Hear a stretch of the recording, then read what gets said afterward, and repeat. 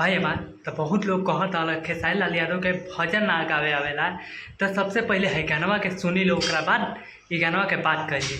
चिते चोर पुकारे वृंदावन, तेरा प्रेम गड़ा तुझसे भगवन। गाइस तो ये गाना सुन ली होला। अब हम उ लोग के बता दीजिए कहत अलग खेसारी लाल यादव के भजन गावे ना आवेला, ऊ के हम बता दी ये गाना के सुनी लो ध्यान से, तब कही लो कि खेसारी लाल यादव के भजन गावे ना आवेला। भाई हमार ये गाना के बोल बा, तेरे प्यार में पागल प्रेमानंद। बहुत ही प्यारा गाना बा, बहुत ही मधुर आवाज़ में हमी के ट्रेंडिंग स्टार खेसारी लाल यादव के गैले बाना और बहुत ही प्यार दुलार मिलता है गाना के। तो रउआ सबके हम बता दी कि गाना में उ दर्शैले बाना कि भगवान के प्रति एगो इंसान के का प्रेम रहे के चाहिए और का भक्ति रहे के चाहिए। बहुत ही मधुर आवाज़ में अपन ये बाणी रखले बना।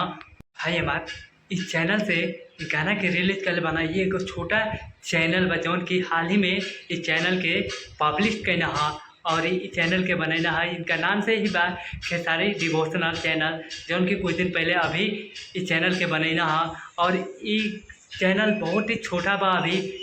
भाई हमार तो छोट चैनल से ये गाना इतना हिट हो गई, ये एगो कहे मान के बात नहीं के, जौन कि एगो छोट चैनल से, छोट चैनल के मतलब आप सब जानते बानी कि छोट चैनल होला का जल्दी ग्रो ना होला।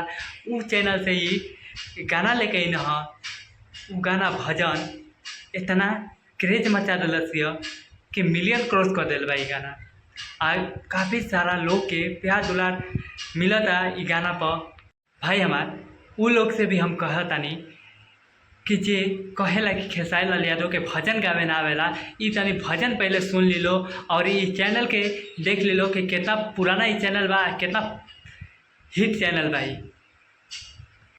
गाइस फिर अपन चैनल के देखला के बाद, गाना के देखला के बाद अपन राय कमेंट में दिलो, जरूर दिलो। भाई हमार लोग मुँह से बड़ा ना होला, ओकर काम से, ओकर जुनून से, तब ओकर जाके बड़ा आदमी होता।